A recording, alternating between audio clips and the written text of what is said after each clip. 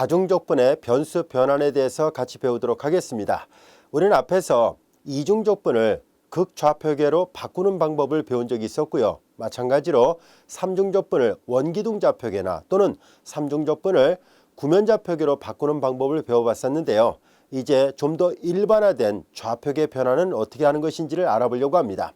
이와 같은 좌표계 변환의 기본 아이디어는 사실 단일적분에서도 비슷한 것을 한 적이 있습니다. 즉 우리가 앞에서 배웠던 치환적분이 바로 넓은 의미에서 본다면 변수 변환의 일종이라는 것을 알 수 있습니다.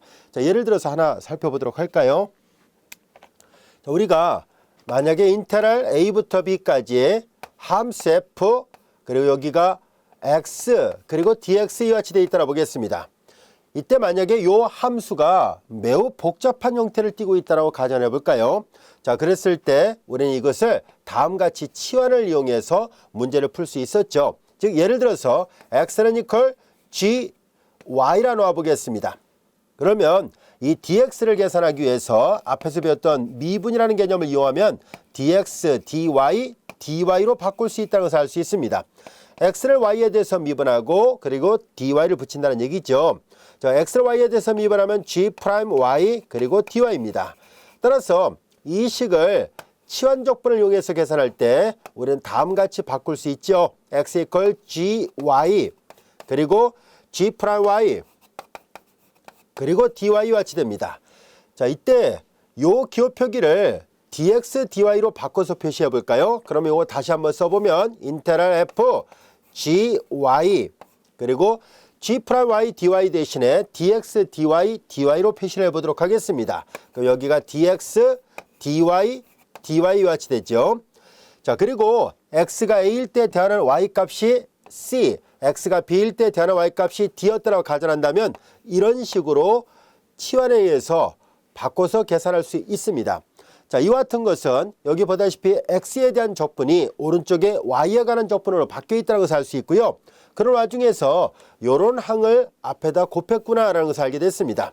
자, 이런 아이디어를 사실상 우리가 이중적분에서 극좌표계로 변형할 때도 나타났었죠. 자, 이중적분도 다시 한번 볼까요? 영역 D상에서 정의된 어떤 함수 fxy를 da를 계산했을 때요. 이때 da는 dx, dy를 말합니다. 자, 이것을 극좌표계로 바꿔서 계산했을 때 극좌표 영역을 편해서 r이라 표시를 해보겠습니다. 그럼 f, x는 r 코사인 세타, y는 r 사인 세타와 같이 되고요. 직교좌표계에서의 da는 극좌표계에서 r, dr, d 세타로 바뀌어졌었죠. 자, 그래서 앞에서 했던 것을 강조하기 위해서 다른 색깔로 표시한다면 r 그리고 dr, d 세타와 같이 됩니다. 자, 여기 보다시피 단일적분에서 치환적분할 때 이와 같은 항이 생기는 것과 마찬가지로 이중적분에서 극좌표 변환할 때도 이런 항이 생긴다는 것을 알 수 있습니다. 마찬가지로 삼중적분도 그와 비슷한 현상이 나타나는데요. 자, 이제 3변수 함수 fxyz dv를 계산할 때 이것을 만약에 원기둥좌표계로 바꿔본다고 가정할까요? 원기둥좌표계 영역을 편의상 r이라 표시한다면은 f, x는 r 코사인 세타, y는 r 사인 세타, 그리고 z는 z죠. 그리고 마찬가지로 여기서도 dv에 해당되는 내용이 r 그리고 dz, dr, d 세타와 같이 됩니다. 그래서 여기서도 마찬가지로 이와 비슷한 현상이 여기서도 나타난다는 것을 알 수 있고요. 또한 앞서 배웠던 바로 앞전에서 배웠던 구면좌표계에서도 그와 같은 일이 벌어지죠. 자, 우리는 이런 내용들을 좀 더 일반화시켜서 다루려는 것이 이 절의 학습 주제입니다. 역시 r이라 해볼게요. 그리고 여기는 이제 각각 로우와 세타와 파이를 이용해서 표시한다고 보겠습니다. x는 앞서 배웠던 것처럼 로우 사인 파이 코사인 세타로 표시하면 되고요. y는 로우 사인 파이 사인 세타, z는 로우 코사인 파이로 표시할 수 있습니다. 그리고 직교좌표계에서의 dv가 구면좌표계로 넘어오면서 로우 제곱 사인 파이와 같이 됐죠. 그리고 이제 d로우, d파이, d세타 이와 같이 됩니다. 여기서도 마찬가지로 이런 항이 붙는다는 것을 알 수 있는데요. 자, 이렇게 단일적분에서 치환적분할 때 이런 현상이 벌어지고요. 이중적분에서 직교좌표계를 극좌표계로 바꿀 때, 삼중적분에서 직교좌표계를 원기둥좌표계로 바꿀 때, 삼중적분에서 직교좌표계를 구면좌표계로 바꿀 때마다 이런 항들이 나타난다는 것을 지금 볼 수 있습니다.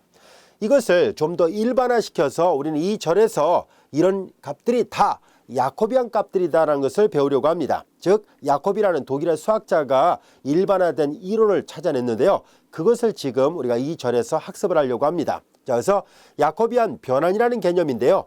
이것을 이해하기 위해서는 우선 다음 같은 변환에 관한 기본적인 내용들을 하나하나 살펴보도록 하겠습니다. 우리는 S라는 집합과 R이라는 두 개의 집합이 있었다고 가정해 보겠습니다. 이때 S하고 R은 뭘 나타내냐면 다음 그림에서 보는 것처럼 S는 정역 안에 있는 영역이고요. 그리고 R은 바로 공역 안에 있는 바로 집합이라 보겠습니다. 자, 여기 왼쪽은요 UV 좌표기를 쓸 것이고요. 오른쪽은 XY 좌표기를 써서 표현해 보도록 하겠습니다. 둘 다 R2 평면의 부분 집합들이죠. 자, 이제 우리는 이쪽에서 이쪽으로 보내지는 사상을 또는 다른 말로 변환을 T로 표시해 보도록 하겠습니다. 그리고 오른쪽에서 왼쪽으로 가는 사상이 존재한다면 그런 사상을 역사상이라 얘기를 할 것이고 그것을 T 인버스로 표시하도록 하겠습니다. 자, 이제 우리는 먼저 T에 대한 것을 하나하나 살펴보도록 하겠습니다. 자, 이제 이 T는 S라는 집합에서 R이라는 집합으로 보내지는데요. 그림을 여기다 따로 그려가면서 설명하도록 할게요. 이쪽은 UV 좌표계를 사용한 R2의 평면상의 점들의 집합의 부분 집합이 이렇게 있고요. 그 부분 집합을 S라 놓은 겁니다. 그리고 이제 여기서 이쪽은 XY 좌표계예요. 이쪽에도 R2가 이렇게 있고요. 이쪽에서 이쪽으로 보내지는 사상을 T라고 표시를 해보도록 하겠습니다. 그리고 이 S라는 집합 안에 있는 원소들이 이쪽으로 왔을 때 이 상을 D라 놓도록 하겠습니다. 자, 이제 우리는 S라는 집합에서 D라는 집합으로 보내지는 어떤 대응관계를 T라 놨을 때요. S라는 집합 안에 있는 임의 원소는 순서선을 표시한다면 U,V로 표시할 수 있죠. U,V에 이 S 안에 있는 U,V에 T에 의한 상은 이쪽 어디 있는 거가 가겠죠. D의 원소로서 XY 좌표계로 표시가 되는 이런 값으로 대응이 됩니다. 즉 그래서 우리는 UV의 상은 보다시피 XY로 보내집니다 라는 뜻이에요. 여기까지 이해됐죠? 자, 그러다 보니까 여기 있는 이 X좌표하고 Y좌표는 각각 U하고 V에 의해서 결정이 됩니다. 그러다 보니까 오른쪽에 있는 이 변수 X하고 Y는 각각 X는 왼쪽에 있는 이 변수 U와 V로 표시가 된다는 뜻에서 X는 이퀄 G, U, V 이렇게 표시할 것이고 마찬가지로 Y는 이퀄 H, U, V 이렇게 표현하도록 하겠습니다. 그리고 만약에 이 X하고 Y가 각각 U와 V에 대해서 편미분이 가능하고 그 편미분하는 함수들이 다 연속이었다라고 가정하겠습니다. 그러면 우리는 이 사상 T를 우리는 C1 사상 또는 C1 변환이라 얘기를 합니다. 이때 C1은 요 위첨자를 써서 표시합니다. 요 일은 뭐냐면 한 번 편미분할 수 있다라는 뜻이에요. 즉 1개 편도함수가 연속이 되는 변환을 C1급 변환 또는 그냥 줄여서 C1 변환이라 얘기를 합니다. C2급 변환 여기다 2를 쓰게 되면은요 위첨자에다 2를 쓰게 되면 2개 편도함수가 연속이구나 이런 뜻이에요. 2개 편도함수가 연속이 된다면은 끌레로 정리가 성립한다는 것을 여러분들이 잘 알 수 있을 거예요. 그래서 이렇게 C1 변환, C2 변환 이렇게 구별하고 있습니다. 여기까지가 됐죠. 자, 그래서 여기 이 상을 나타내는 X하고 Y, 상에 있는 변수 X하고 Y가 각각 여기 주어진 식이 요 선생님이 타이핑을 잘못 쳤군요. 얘는 U하고 V로 표시가 되어 있어야 돼요. U하고 V로. 자, 이렇게 X는 이퀄 G, U, V로 Y는 이퀄 H, U, V가 각각 연속인 1개 편도함수를 갖는다고 했을 때 T를 C1급 변환이라 얘기를 합니다. 여기까지가 되셨죠. 자, 이제 그럼 그림선을 보면 이렇게 되어 있습니다. 자, 여기에서 우리는 이 변환이 여러 개의 점이 한 점으로 갈 수도 있습니다. 그런데 만약에 이쪽 정역에 해당되는 이 T의 정역은 S고 공역은 R이에요. 이제 정역 S 안에 있는 서로 다른 원소들이 이쪽 상이 서로 다르게 대응된다면 즉 원상이 다를 때 상이 다르다는 얘기예요. 자, 이것을 기호로 다음같이 표시하도록 하겠습니다.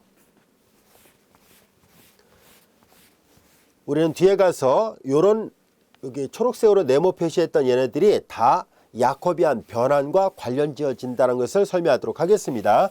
자, 이제 우리는 여기에서 만약에 U1, V1이라는 점과 U2, V2라는 점이 서로 다르다고 가정했을 때 그들의 상 T, U1, V1에 대한 결과와 T, U2, V2도 역시 다르다면, 즉 원상이 다를 때 상이 다르다면은 일반적으로 서로 다른 게 하나로 갈 수도 있거든요. 하지만 이렇게 돼 있다는 얘기는 서로 다른 값에 대해서 상도 달라야 된다는 뜻이에요. 이렇게 돼준다면 요거일 때 우리는 이 T를 우리는 1대1 사상 또는 1대1 변환이라고 얘기를 하겠습니다. 그리고 보통은 얘네들의 상이 이렇게 안으로 들어올 수 있거든요. 이 안으로 들어올 수 있거든요. 그런데 이렇게 되면 이걸 치역이라 얘기를 하죠. 얘를 공역이라 얘기를 했다면은, 그런데 만약에 치역과 공역이 일치하게 될 경우에요. 치역과 공역이 일치하게 되면 위로의 사상이라 얘기를 합니다. 또는 위로의 변환이라고 얘기를 하고요. 방금 전에 설명했던 1대1 변환 또는 1대1 사상이고 지금 막 얘기했던 위로의 사상까지도 된다면 그럴 때 1대1 대응 변환이라 얘기를 합니다. 또는 줄여서 1대1 대응이라고 얘기를 해요. 1대1 대응이 된다면은 쉽게 말해서 함수로 얘기한다면 전단사 함수가 됐다는 뜻이에요. 그래서 역함수가 존재한다는 것을 알 수 있습니다. 자, 그래서 1대1 대응이 된다면 역함수가 존재해요. 그래서 우리는 지금 변환을 다루고 있으니까 역변환이 존재한다는 것을 알 수 있고요. 그 역변환은 함수에서도 많이 사용했던 기호 표기로서 인버스 기호를 써서 표시합니다. T 인버스라고 해서 표시할 것이고요. 역변환은 당연히 왼쪽에서 오른쪽 오는 것이 변환 T였다면 오른쪽에서 왼쪽 가는 것이 역변환 T 인버스를 나타냅니다. 여기까지도 이해됐죠? 자, 이제 이렇게 해서 우리는 어떤 변환과 그리고 1대1 변환 또는 이제 역변환 이런 용어들을 학습을 했었는데요. 우리 구체적으로 예문을 들어가면서 하나하나 살펴보도록 하겠습니다. 예제 1번 같이 한번 보실까요? 자, 예제 1번입니다. 다음 방정식으로 정의된 변환이 있다고 하자. 이제 변환이 이렇게 약속되어 있습니다. x하고 y가 각각 u와 v로 표시가 되어 있어요. 이때 정사각형의 상을 구해보세요 라고 되어 있습니다. 자, 우리는 이해를 돕기 위해서 이 정사각형 영역을 그림을 그려서 표시해 보도록 하겠습니다. 자, 이제 정사각형 영역은 uv 좌표기를 사용하고 있습니다. u가 철순 값의 범위는 0과 1 사이에 있고요. v도 0과 1 사이에 있습니다. 그래서 u가 0과 1 사이에 있고 v가 0과 1 사이에 있으니까 요 정사각형 영역이 됐네요. 이 영역을 S라 놓겠습니다.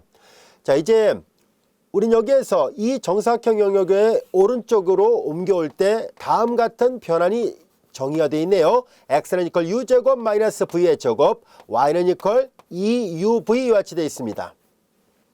그러면 이제 오른쪽은 xy 좌표계로 표시가 되어야 되는데요. xy 좌표계에서 이제 어떻게 표현될 것인지를 알아보려고 합니다. 자, 이제 S 영역이 오른쪽에 이 변환에 의해서 어떻게 올 것인지를 알아보자는 얘기예요. 자, 그러면 우리는 이 일반적으로 변환에서의 특징은 뭐냐면 점은 당연히 점으로 가고요. 경계선은 경계선으로 갑니다. 자, 그래서 우리는 경계곡선을 하나하나 살펴보도록 하겠습니다.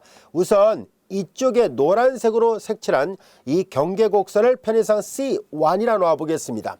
그럼 C1 경로가 오른쪽으로 오면서 이들로부터 어떤 곡선 형태로 나타내지는지를 알아보도록 하겠습니다.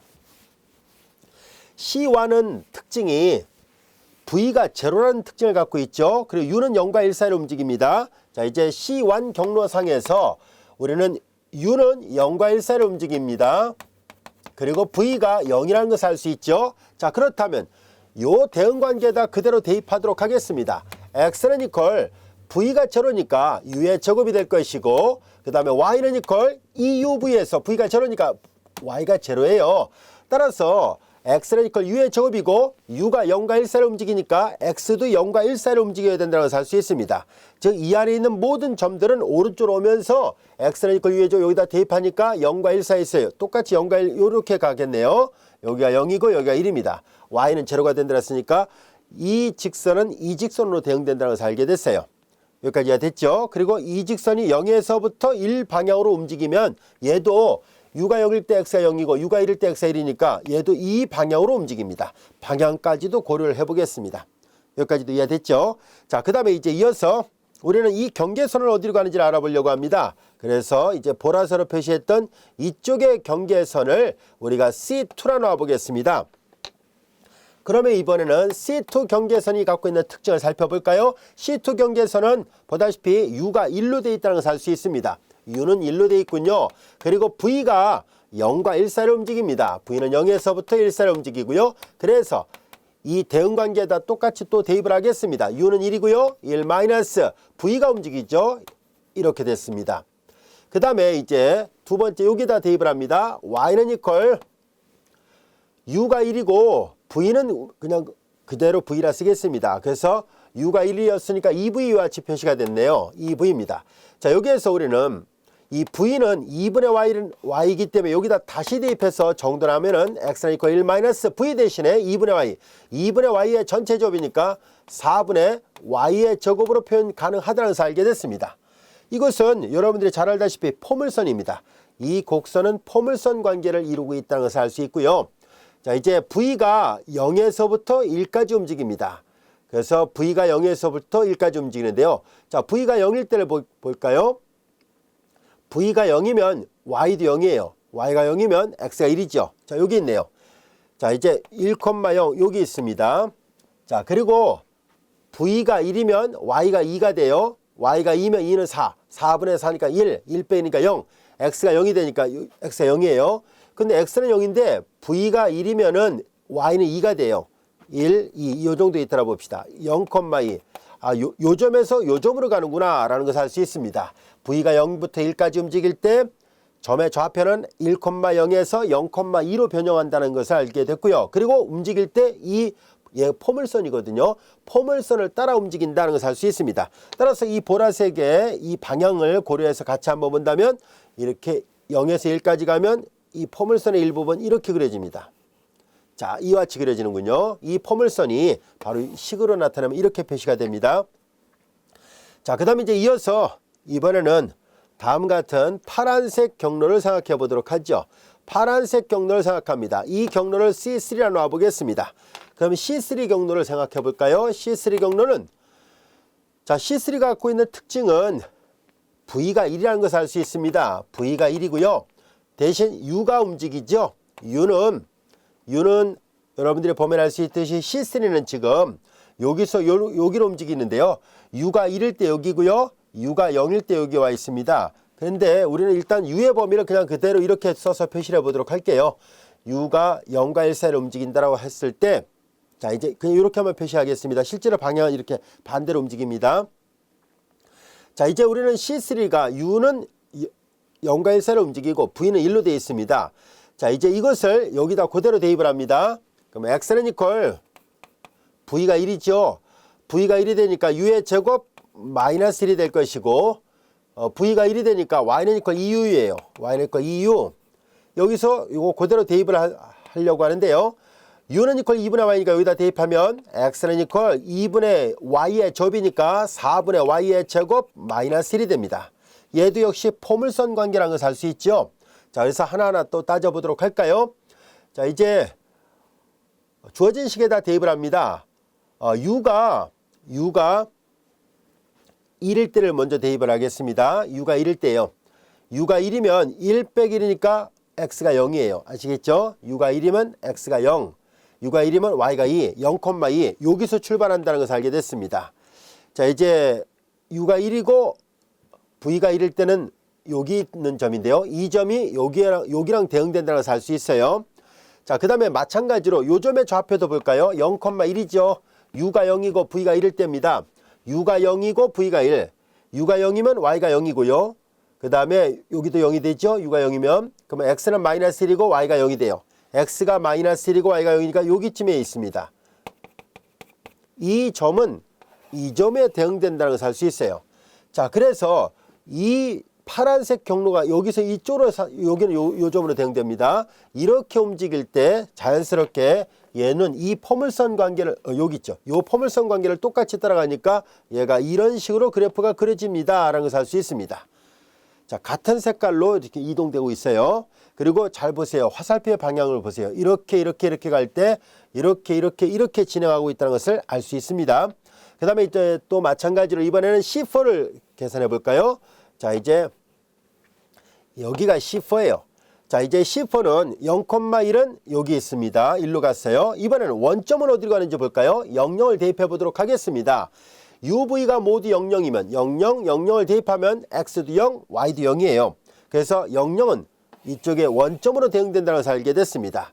자, 그러면 이제 요 경로를 마저 여기서도 아까 했던 거와 똑같이 C4 경로를 똑같이 한번 따져보겠습니다. 자, C4 경로에서 U는 0이었군요. U는 0이었고요. V가 0과 1 사이로 움직이지만 우리는 점의 위치 이동은 이렇게 반대로 되어 있어요. 자, 이제 경로는 그림을 보면서 방향도 그림을 보면서 선택하도록 했죠. 자, 이제 우리는 U하고 V가 가까이 이렇게 되어 있으니까 U를 여기다 대입하면 X는 마이너스 V의 제곱이에요. X는 이퀄 마이너스 V의 제곱.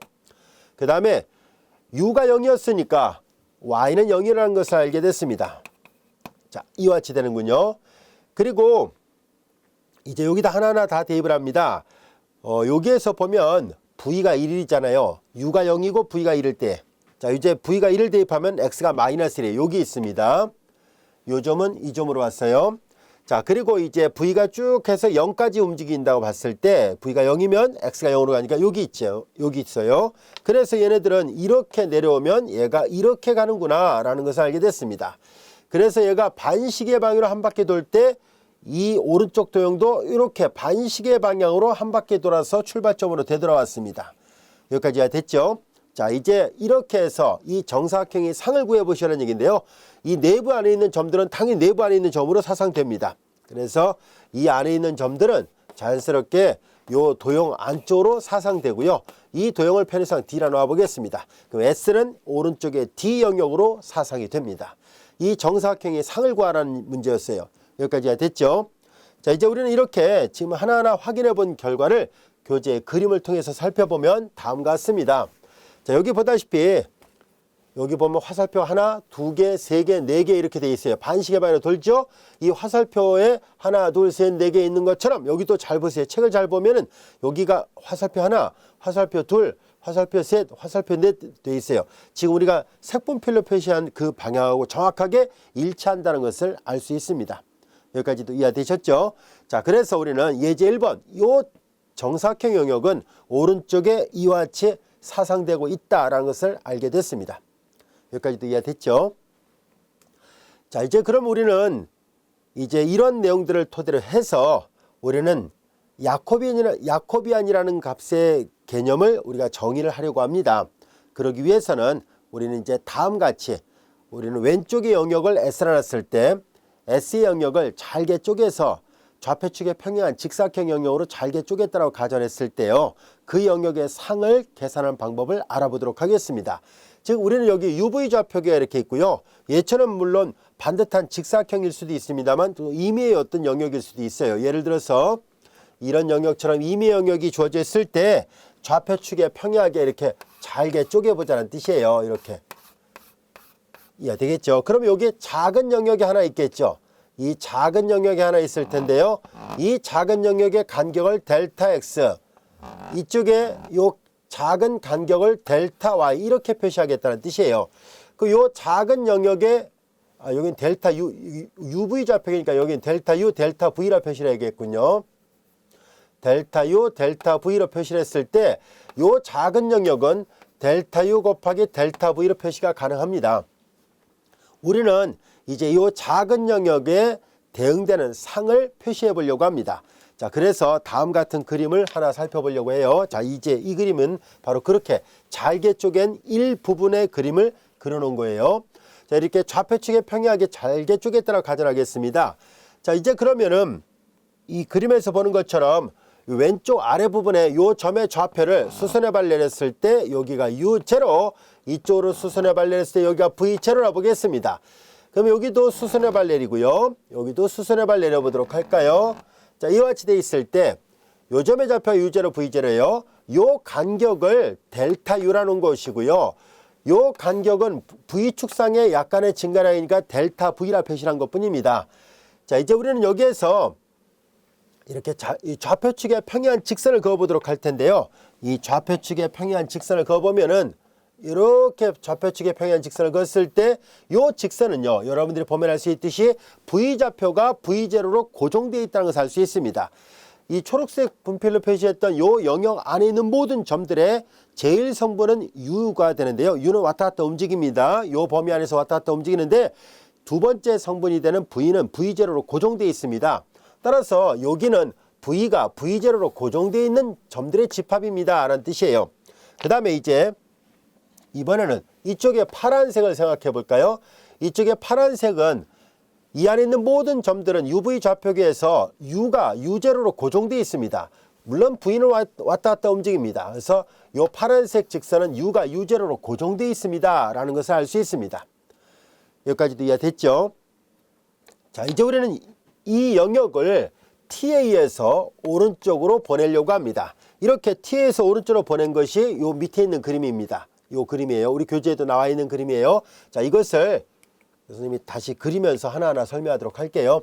자, 이제 T에서 오른쪽의 상을 생각해 보려고 하는데요. 변한 T에 의한 상은 오른쪽에 XY 좌표계로 대응된다고 보겠습니다. 여기가 X, 여기가 Y예요. 자, 이제 우리는 여기에서 요 초록색 직선은요, V 콜 V0, 즉 V가 V0로 고정되어 있죠. 우리는 왼쪽 UV 좌표계를 오른쪽에 XY 좌표계로 대응시키려고 하는데요. 앞서 약속했던 것처럼 X는 GUV로 표시를 하고 Y는 HUV로 표시를 하려고 합니다. 자, 이때 오른쪽으로 올 때 이 초록색으로 표시했던 이 영역은 어디로 올까 하고 봤더니 얘네들의 이 상은, 자, 일단 점부터 먼저 보낼까요? 이 변화는 점은 점으로 가고 선은 선으로 가거든요. 그래서 U0, V0에 대한 대응되는 상이 여기 어딘가에 이 점이 X0, Y0로 대응됐다라고 가정하겠습니다.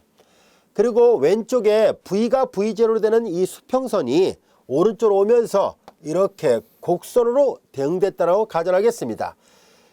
이제 여기서 움직이는 것은 U좌표만 움직입니다. V좌표는 고정되어 있어요. V는 V0로 고정되어 있고 U만 왔다 갔다 움직여요. 그래서 우리는 이 곡선을 U커브라 얘기를 합니다. U곡선이라 얘기를 할 거예요.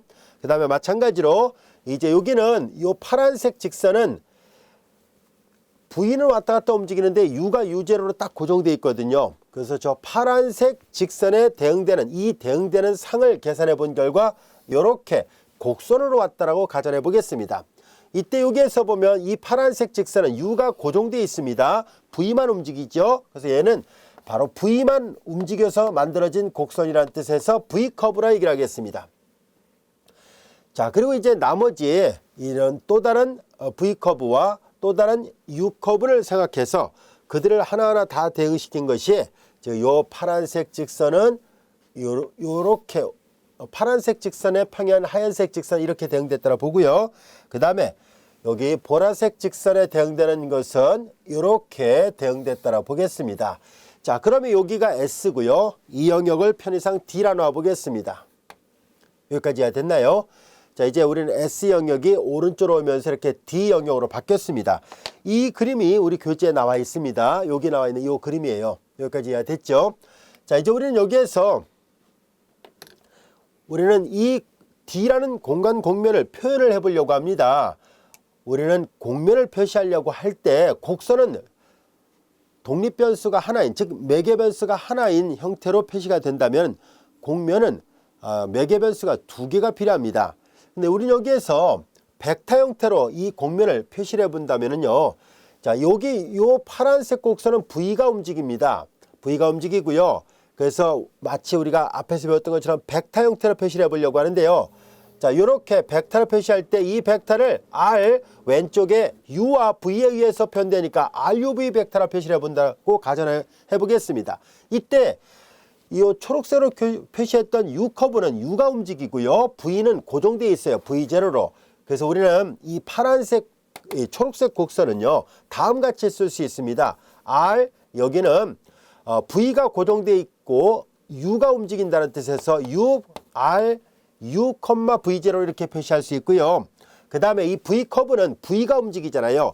U는 U0로 고정되어 있고요. 그래서 이 곡선상에 있는 점들을 표시하는 것은 벡터 형태로 표시한다면은 U는 U0로 고정되어 있고 V만 움직이니까 RUV 이렇게 표시할 수 있습니다.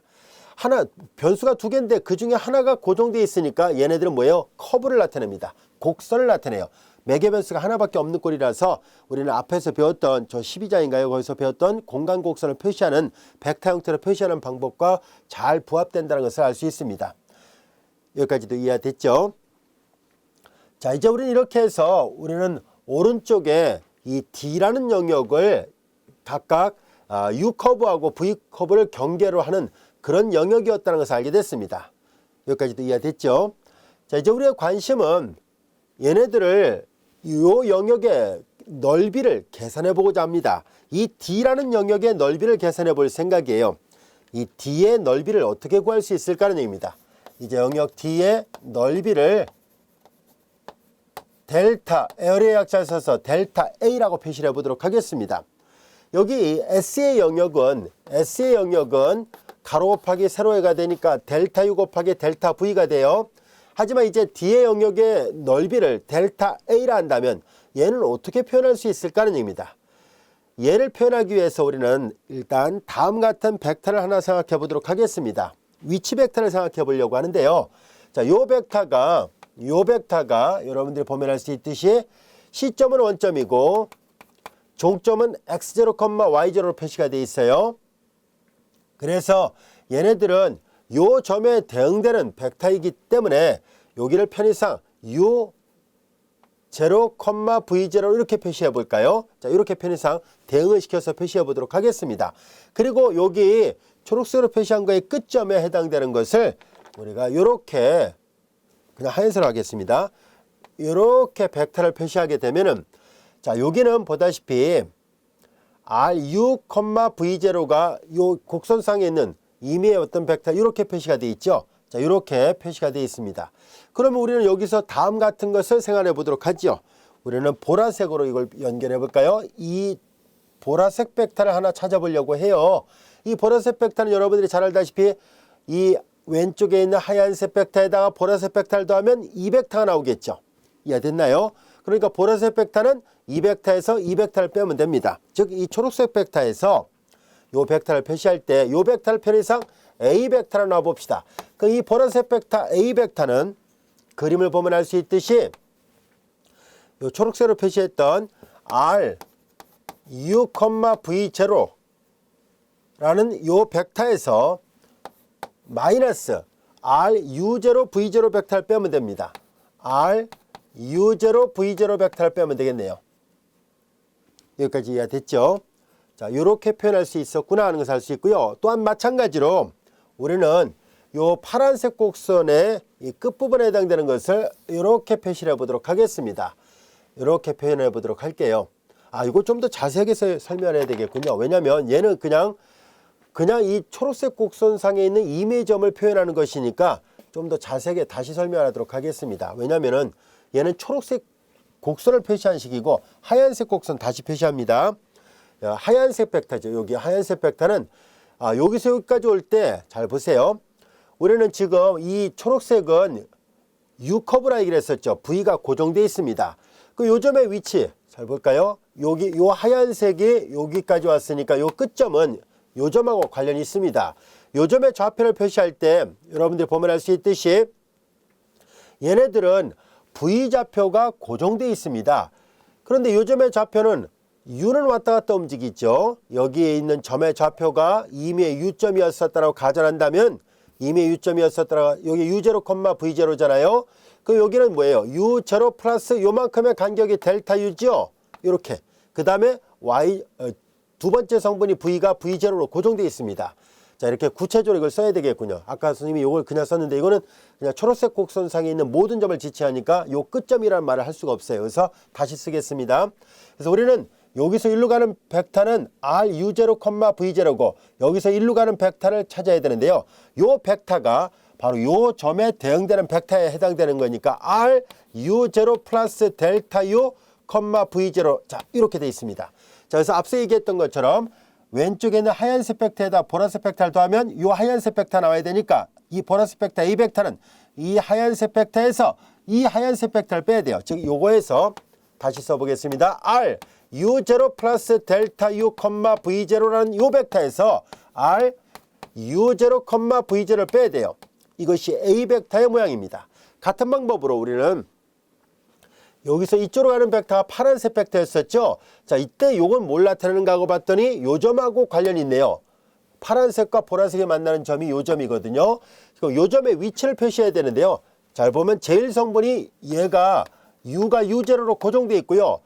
그리고 제2성분은 V0에서 델타 V만큼을 더해야 돼요. 델타 V만큼을 더해야 되니까 요거에 대응되는 벡터가 돼야 되겠죠. 그래서 요 파란색 벡터를 다시 한번 벡터로 표시한다면은 이 벡터는 R 요 끝점으로 향하는 벡터니까요. U0, V0 플러스 델타 V가 됩니다. 이해됐죠? 자, 그래서 우리는 이 하얀색 벡터에다가 빨간색 벡터를 더하면 당연히 파란색 벡터가 나와야 되겠죠. 그래서 하얀색에다 빨간색 더하면 파란색이 나오는데요. 이 빨간색 벡터를 편의상 B 벡터로 놔 보겠습니다. 그러면 이 B 벡터를 표시할 때 다음같이 쓸 수 있겠죠. 하얀색 R U0, V0라는 벡터에서 그 다음 빨간색을 더하면 파란색이 나와야 되는데 빨간색은 결국은 파란색에서 하얀색 빼면 돼요. 파란색 벡터에서 하얀색 벡터를 뺍니다. 그냥 하얀색 분필로 다 쓸게요. 자, 이제 이 파란색 벡터 R U0, V0 플러스 델타 V에서 그리고 하얀색 벡터 얘를 빼면 되겠군요. 자, 여기까지 됐나요? 자, 이렇게 이웃하는 두 개의 벡터 A 벡터하고 B 벡터를 찾은 이유가 있습니다. 우리는 이미 앞에서 뭘 배운 적이 있었냐면 벡터 단원에서 이웃하는 두 개의 벡터에서 이루어지는 평행사변형의 넓이는 외적 벡터의 크기 값과 같다는 것을 배운 적이 있었죠. 그래서 우리는 이 A 벡터와 B 벡터의 외적 벡터의 크기 값을 계산해 보려고 합니다. 여기까지 이해됐죠? 그러면 평행사변형의 넓이를 계산할 수 있을 텐데요. 우린 여기에서 A 벡터와 B 벡터의 외적 벡터의 크기가 평행사변형의 넓이일 뿐이에요. 이 평행사변형의 넓이가 휘어져 있는 곡면 D의 넓이하고 같을 리가 없습니다.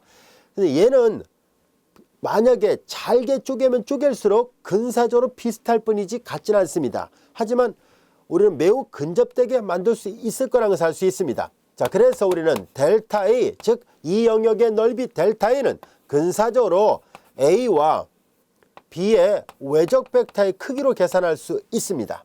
여기까지 이해됐죠? 그렇다면 A하고 B의 외적 벡터를 구하려면 얘네들을 계산해야 되는데 이거 자체를 계산하기가 쉽지 않죠. 그래서 우리는 식을 약간 변형을 해보도록 하겠습니다. 우리는 여기에서 이 모양을 잘 들여다보면 벡터 함수라고 봤을 때 벡터 함수에다 평균값 정리를 적용해 보도록 하겠습니다. 우리는 함수의 평균값 정리, 이거 지워도 되죠? 함수의 평균값 정리를 복수 삼아 다시 한번 살펴보도록 할까요? 우리는 B-A분의 FB-FA는 이퀄 F'C와 같아지는 점 C가 AB 안에 반드시 존재한다 라고 얘기를 했었죠. 자, 그래서 이런 C가 분명히 안에 존재할 텐데요. 그런 C를 찾을 수 있었으니까 이 B-를 1로 곱해버리면 자연스럽게 두 함수값의 차는 한 점에서의 미분계수와 요 차에 대한 그 크기, 요 B하고 A의 크기잖아요. 그 두 점 사이 거리예요. 그걸 곱하는 것과 같죠. 즉 기호로 표시한다면 FB-FA는 F'C 곱하기 B-A예요. 이런 원리를 이 벡터 함수에다가도 똑같이 적용해 보도록 하겠습니다. 그래서 평균값 정리를 적용해 보면은 A 벡터, 이 보라색으로 표시했던 A 벡터는 다음같이 쓸 수 있네요. 자, 여기가 B고 여기를 A라 본다면 B-A를 계산해 봐요. V제는 똑같으니까 이거에서 이걸 빼면 델타 V가 되겠군요. 자, 근데 여기서 잘 보면 뭐가 변하는지를 알 수 있죠.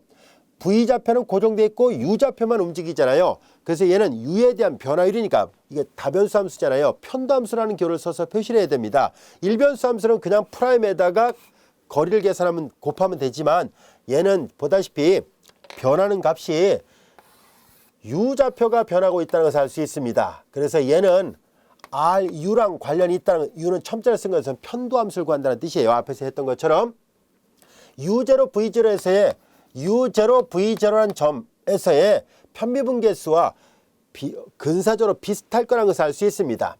자, 이제 우리는 이렇게 되는 C 대신에 만약에 A를 넣게 되면은요, 그때는 근사값이 됩니다. 아시겠죠? 그래서 우리는 이제 이 값을 대신할 수 있는 것을 찾아보려고 해요. 다시 한번 써볼까요? R U0 플러스 델타 U, V0 마이너스 R U0, V0 마치 여기서 이런 값하고 비슷하지요?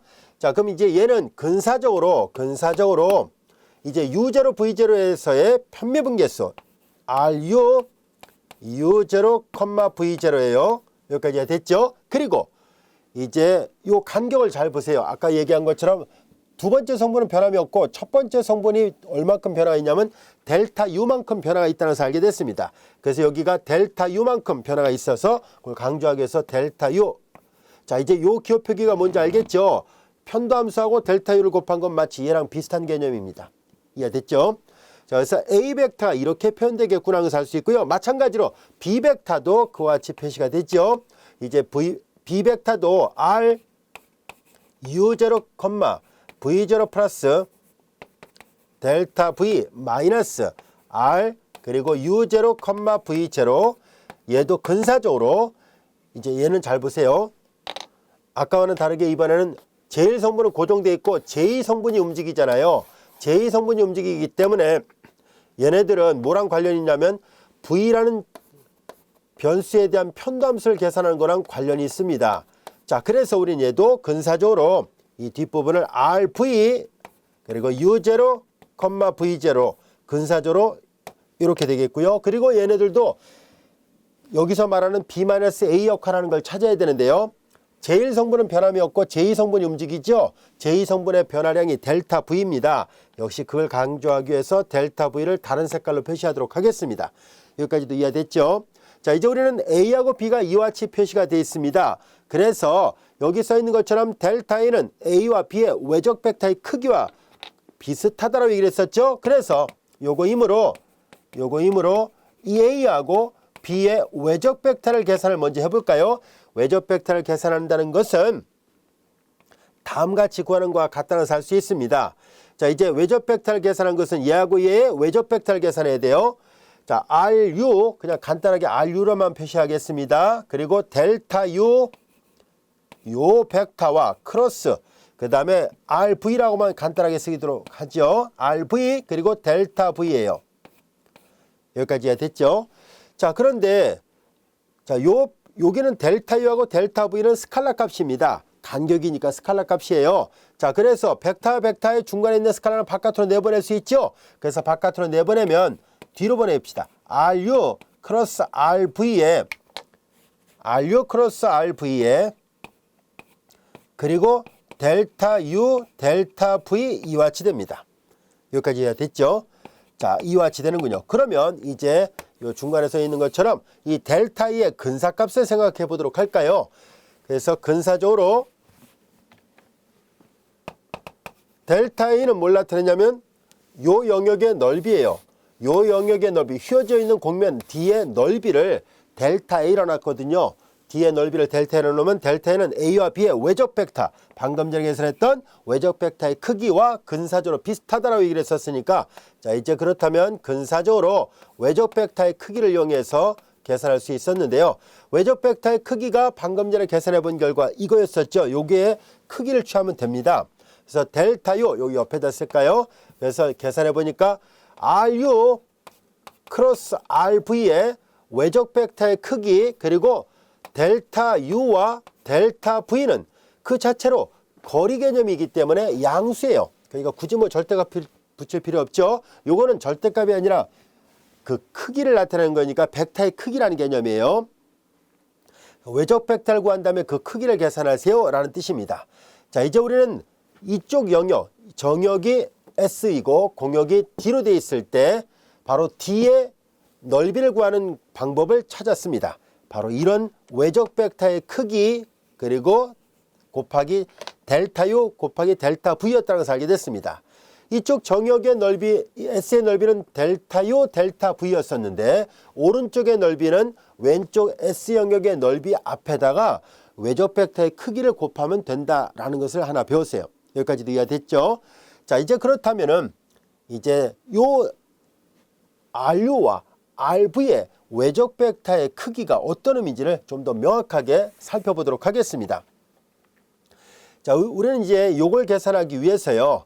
자, 이제 보다시피 기호 표기를 지금까지 쭉 살펴본 결과 다음과 같이 기호 표기를 해보도록 하겠습니다. 이때 R을 우리가 UV로 표시했을 때, R을 UV로 표시했을 때, 자, 우리는 이 공간상에 있는 공면이기 때문에 X좌표, Y좌표, Z좌표를 각각 표시할 수 있습니다. X좌표도 U와 V로 표시됐다는 뜻으로 이렇게 표시하도록 할게요. Y좌표도 U와 V로 표시됐다는 뜻에서 이렇게 표시해 보도록 하고요. 자, 그 다음에 이제 이건 여기 공간이 아니라 평면이니까 이 성분이 두 개만 있으면 됩니다.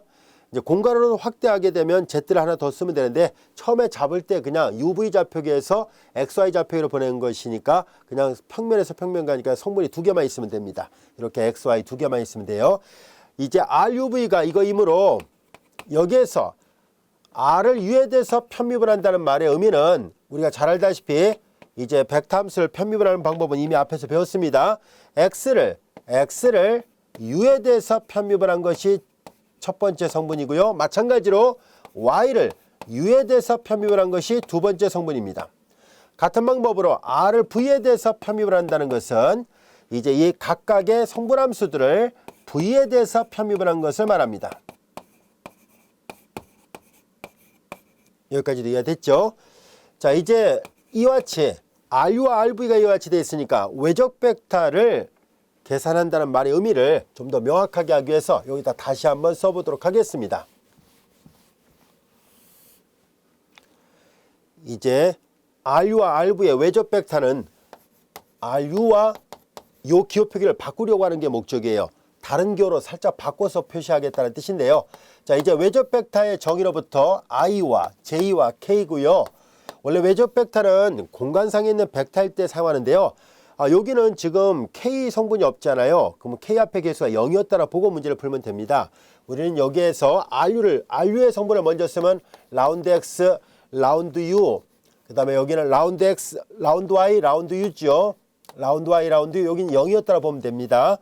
그 다음에 여기도 마찬가지로 라운드 X, 라운드 V, 그리고 라운드 Y, 라운드 V가 됐고 여기 역시 0입니다. 자, 이제 우리는 이 외적 벡터를 계산할 때 제3년에 대해서 여인수 전개를 시도를 하도록 하겠습니다. 원소를 뽑아냅니다. K 벡터 뒤에다 쓰겠습니다. 얘가 들어있는 행과 열을 제어시키는데요. 행렬식 계산할 때 고유의 부를 붙여야 돼요. 플러스 마이너스 플러스니까 플러스였네요. 이제 얘가 들어있는 행과 열을 제어시키니까 이렇게 됩니다.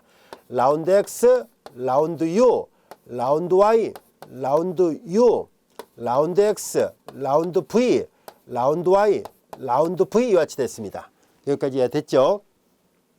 자, 그 다음에 이제 우리는 행렬식이 갖고 있는 성질을 살펴보도록 하겠습니다. 행렬식에 어떤 성질이 있었냐면 행과 열을 바꿔서 만든 행렬을 전체 행렬이라 얘기를 합니다. 전체 행렬의 행렬식은 원래 주어졌던 행렬의 행렬식 값과 일치합니다. 자, 그래서 얘를 다시 바꿔보면 행과 열을 바꿀 거예요. 라운드 X, 라운드 U, 라운드 Y, 라운드 U. 행과 열을 바꾸니까 두 번째 열로 갑니다. 라운드 X, 라운드 V, 라운드 Y, 라운드 V 이와 같이 쓸 수 있고요. 자, 이렇게 K 벡터 이와 같이 됐습니다. 자, 따라서 RU와 RV의 외적 벡터를 계산해 보니까 이렇게 돼 있거든요. 그래서 이거의 크기를 계산합니다. RU 크로스 RV의 외적 벡터의 크기예요. 즉, 이 부분을 다시 계산해 보니까 이거 K 성분만 있다는 얘기는 뭐예요? 제로 순서선으로 표시한다면 요 행렬식 이렇게 돼 있다는 뜻이거든요. 요게 바로 RU 크로스 RV였다는 뜻인데 요 벡터의 크기는 각각의 성분의 제곱의 합의 루트잖아요. 그래서 자연스럽게 우리는 얘를 이렇게 사용할 수 있겠구나 하는 것을 알게 됐습니다. 우린 여기에서 기호 표기를 하나 더 쓴 다음에 할까요? 우린 여기에서 이때 요 행렬식입니다. 요 행렬식을 이제 야코비안이라 얘기를 합니다. 야코비라는 수학자가 찾은 행렬식이라 해서 얘를 이제 일단 먼저 기호 표기를 한 다음에 용어를 붙일까요? 요게 나와 있는 이 라운드 X, 라운드 U, 라운드 X, 라운드 V, 라운드 Y, 라운드 U, 라운드 Y, 라운드 V예요. 이렇게 되는 이 행렬식을 앞으로 몰아쓰기로 약속을 하냐면 다음같이 써서 표시하기로 약속을 합니다.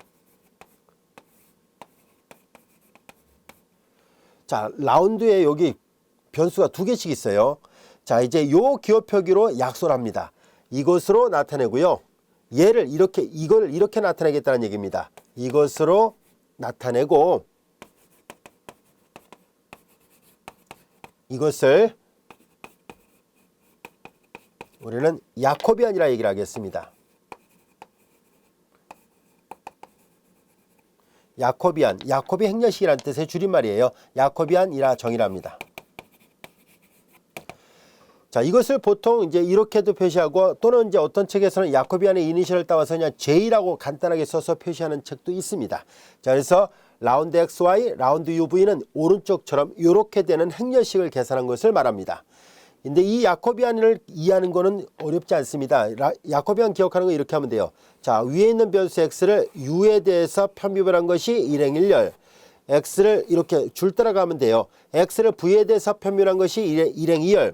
그 다음에 이게 끝나면은요, 오른쪽에 있는 변수 x, y를 u에 대해서 편비별한 것이 이행일열, 그리고 y를 v에 대해서 편비별한 것이 이렇게 계산한 것이 이행이열이에요. 자, 그러니까 얘를 기억하는 방법은 쉽습니다. 위에 있는 문자를 아래에 있는 문자에 대해서 편비별하는 거예요. x를 u에 대해서, x를 v에 대해서, 그것이 일행이에요. y를 u에 대해서, y를 v에 대해서 각각 편비별한 것이 제2행입니다. 이해됐죠? 자, 이것을 우리는 야코비안이라 얘기를 할 겁니다. 자, 그런데 이 야코비안을 잘 들여다보니까 뭐예요? R과 RV의 외적 벡터 자체가 야코비안이었다는 것을 알게 됐습니다. 그러면 R과 RV의 외적 자체가 야코비안이었으니까 그러면 이제 다시 얘를 써보려고 합니다. 그러면 얘는 뭐라 쓸 수 있냐면 야코비안 J의 크기라는 얘기였군요. 델타 U, 델타 V입니다. 또는 이걸 이렇게 써도 되고요. 이 야코비안이 만든 이 기호를 그대로 써서 라운드 XY, 라운드 UV, 야코비안의 크기 델타 U, 델타 V로 표현할 수 있겠구나 하는 것을 알게 됐습니다. 여기까지 이해됐나요? UV 좌표계에서의 이 영역의 상의 넓이는 보다시피 요거의 크기 델타 U, 델타 V의 곱과 같다는 것을 알게 됐습니다. 요게 바로 야코비안이고요. 야코비안의 크기예요. 이해됐죠?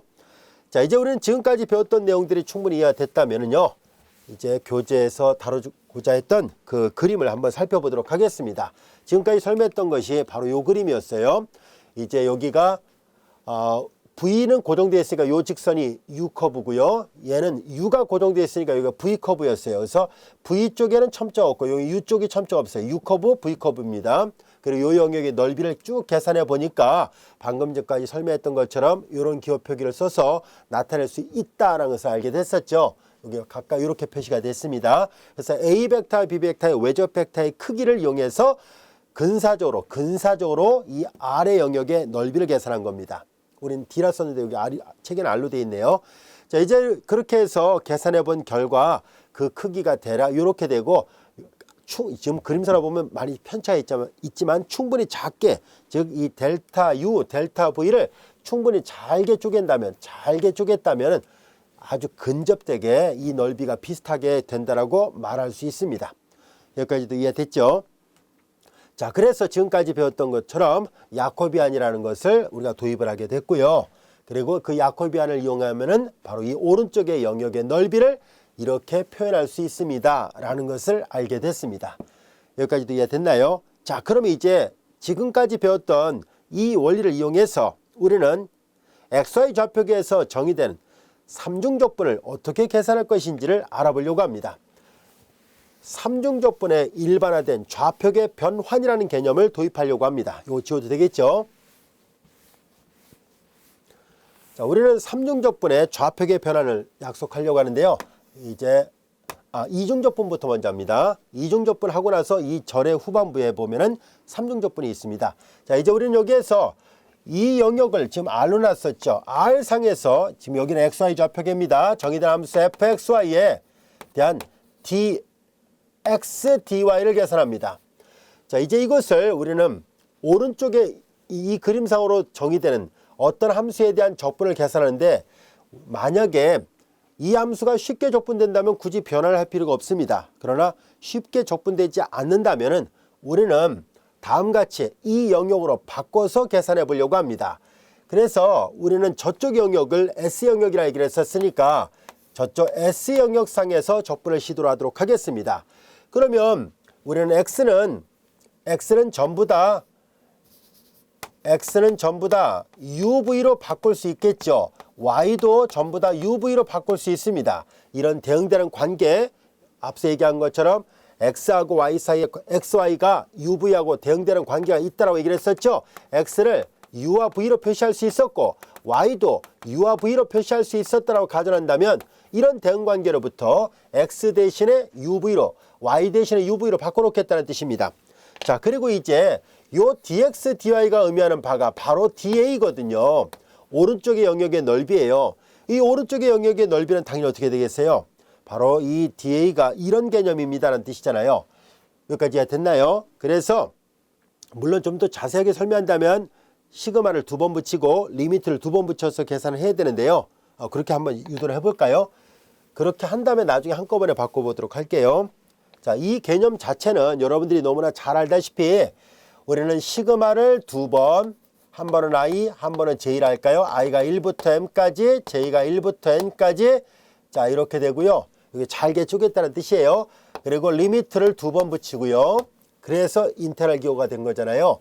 F 그리고 X, I, J의 어떤 표본점을 선택을 했다라 볼까요? Y, I, J 표본점을 선택을 하고요. 그 다음에 여기는 이제 델타 A, 그냥 델타 A라만 쓰겠습니다. 자, 이와 같이 됐습니다. 이제 이것을 리미트 시그마 이와 같이 되고요. 그 다음에 이제 여기 있는 X, I, J는 앞서 얘기한 것처럼 UV를 이용해서 전부 다 바꿔놓는 것이 가능하겠죠. 그래서 UV로 바꿔놨다라 보겠습니다. 즉 그렇게 해서 바꿔놓은 것이 U, 여기도 뭐 IJ, V, IJ 이렇게 또는 이렇게 복잡하게 쓰지 말고 어차피 얘네들 전부 다 UV로 바꾸면 이 함수가 U와 V로만 바뀔 테니까요. 그러면 아예 그냥 보기 좋게 U, IJ 그냥 어떤 스타, V, IJ 어떤 표본점이니까 스타 이렇게 간결하게만 표시하도록 하겠습니다. 그리고 이제 델타 A의 근사적으로 이렇게 쓸 수 있다라고 얘기를 했었으니까 그걸 여기다 쓰겠습니다. 라운드 XY, 라운드 UV 그리고 여기는 델타 U, 델타 V입니다. 여기까지가 됐죠? 자, 이렇게 다 바꿀 수 있었습니다. 그리고 이제 다시 한번 리미트 시그마는 인테그랄 사인으로 바꿀 것이고요. 그 다음에 이제 시그마 때문에 첨자를 붙이고 그 다음에 리미트를 붙여줬으니까 이 스타를 다 떼어버리겠습니다. 그러면 F 이쪽은 UV 좌표계로 바꿔서 계산합니다. 이런 뜻이에요. 그리고 이제 이쪽에 야코비안의 크기 그리고 델타는 전부 다 D로 바꿀 수 있죠. DU, DV입니다. UV 좌표계를 우리가 S로 놨었으니까 그래서 R 영역상에서 XY 좌표계상에서 이중적분은 오른쪽으로 이렇게 좌표계를 변환하는 것이 가능합니다는 것을 알게 됐습니다. 자, 우리가 이 강의 처음 시작할 때 선생님이 단일적분에서 치환적분, 이중적분에서 극좌표 변환, 삼중적분에서 원기둥좌표계 변환, 삼중적분에서 구면좌표계 변환 등등을 설명할 때 이렇게 초록색으로 네모 표시했던 부분이 있었죠. 바로 그 부분과 비교를 해본다면 쉽게 이해가 될 거라 생각합니다. 자, 앞서 얘기했던 단일적분에서의 치환적분하고 잠시 비교를 해볼게요. 인테그랄 A부터 B까지 함수 fx dx에서 우리는 x 이퀄 gy로 표시가 된다고 가정했을 때 인테그랄 f 여기가 gy가 되고 그 다음에 dx는 dx, dy, dy가 되니까 dx, dy, dy와 같이 되죠. 그리고 x가 a일 때 대하는 y값이 c, x가 b일 때 대하는 y값이 d였다고 본다면 잘 보세요. 단일적분에서 치환적분으로 넘어가면서 변수를 변환시킬 때 이런 개념이 나타났던 거와 비슷하게 이런 개념이 있던 거와 비슷하게 여기도 도함수고 여기도 편도함수잖아요. 유사성이 있습니다. 이중적분에서도 이렇게 이과 비슷한 개념으로 이런 게 생긴다는 것을 찾았고요. 이런 아이디어를 처음 찾은 수학자 이름을 따서 야코비 변환이라 얘기를 합니다. 그리고 이 정리를 야코비안 정리라 얘기를 합니다. 이해됐죠? 자, 이제 그렇다면은 앞으로 이중적분을 오른쪽처럼 이렇게 바꿔서 계산하는 것이 가능하다는 것을 알게 됐고요. 이때 XY 좌표계를 UV 좌표계로 바꿀 때 얘를 빠뜨리면 안 됩니다. 항상 야코비안 값의 크기를 곱해야 된다는 것을 잊지 않도록 하세요. 자, 그래서 우리는 이와 같은 내용들을 요약한 것이 바로 우리 교재에 나와 있는 다음 같은 정리입니다. 자, 한번 읽어볼까요? T가 야코비안이고 그 야코비안 값이 T가 야코비안이 0이 아니고 UV 평면에서의 영역 S를 XY 평면에서의 영역 R 위로 사상시키는 시환 변환이라 했을 때 F가 R상에서 연속이고 R과 S가 형태 첫 번째 형태나 두 번째 형태라는 얘기는 무슨 말이냐면 앞에서 배웠던 것처럼 첫 번째 형태는 X를 상수범위, Y를 변수범위로 보는 것을 말하고요. 두 번째 형태는 반대로 Y쪽을 상수범위로 보고 X쪽을 변수범위로 보는 것을 말합니다. 자, 이런 형태로 된다면 그리고 T가 1대1 대응이 된다면 다음이 성립합니다라는 얘기예요. 책에는 그냥 단순하게 1대1이라고 했습니다만 정확하게 1대1 대응을 말합니다. 1대1 대응이 된다면 다음 식이 성립합니다. 지금까지 설명했던 내용입니다. 이해됐죠? 그래서 이런 식으로 해서 좌변에 직교 좌표계, XY 좌표계에서의 이중적분이 오른쪽에 새로운 UV 좌표계에서의 이중적분으로 바뀔 수 있다는 것을 알게 됐고요. 일변수 함수의 치환적분하고 비교하자는 얘기는 여기 지금 설명되어 있는 거랑 비교를 해보면 유사성이 있습니다 라는 것을 알 수 있었습니다. 지금까지 이해되셨습니까? 자, 이제 이 시간에는 이론을 배우느라고 많이 힘들었을 거예요. 근데 우리 예문을 풀기 전에 여기 나와 있는 것처럼 우리가 이 야코비안 변환이 사실상 앞에서 배웠던 이중적분에서 극좌표 변환했던 것을 우리가 직접 해봤는데요. 이것을 야코비 변환 입장에서 본다면은 앞에서 배웠던 극좌표 변환도 이 사람이 만든 변환에 의해서 다 설명이 가능하다는 것을 알아보려고 합니다. 한번 마저 살펴보도록 할까요? 요걸 한 다음에 그리고 나서 이제 예제 2번을 또 풀도록 하겠습니다. 우리는 이 그림을 보면 알 수 있듯이 직교좌표계가 이렇게 있습니다. 직교좌표계 영역 S가 있고요. 자, 여기 보다시피 R이 수평축은 R이에요. 이거 좀 그림이 작아서 잘 안 보인다면 책을 잠깐 살펴보세요. 좀 더 크게 그려서 설명하도록 하겠습니다. 이쪽은 UV 대신에 R 세타 좌표계를 사용하도록 하겠습니다. 극좌표는 R과 세타를 사용하잖아요. R과 세타예요. 그리고 R이 취할 수 있는 값의 범위가 A부터 B로 놨고요. 그리고 세타가 취할 수 있는 값의 범위가 여기는 알파부터 베타로 되어 있습니다. 이 영역을 S라 놓겠습니다. 자, 이제 이렇게 됐을 때 적당한 선형사상은 아니라도 됩니다. 그냥 사상 또는 변환에 의해서 얘가 XY 좌표계로 변형이 됐을 때 다음같이 이렇게 부채꼴의 일부분 모양으로 대응됐다고 보겠습니다. 이렇게 영역 R로 대응됐다고 가정하겠습니다. 여기가 알파이고 여기는 베타이고요. 자, 이렇게 되어 있습니다. 그리고 여기가 R은 A가 되고 R은 B가 됐습니다. 자, 이런 식으로 대응됐다라고 가정하자는 얘기입니다. 자, 이제 요거는 왼쪽에 있는 알파, 베타 이렇게 온 거고 R은 이렇게 그로부터 거리니까 이렇게 왔다라 보겠습니다. 자, 그럼 이제 이런 S하고 R 상에서 우리는 이쪽이 XY 좌표계입니다. 그러면 앞에서 얘기했던 것처럼 야코비안 값을 계산해 보도록 할까요?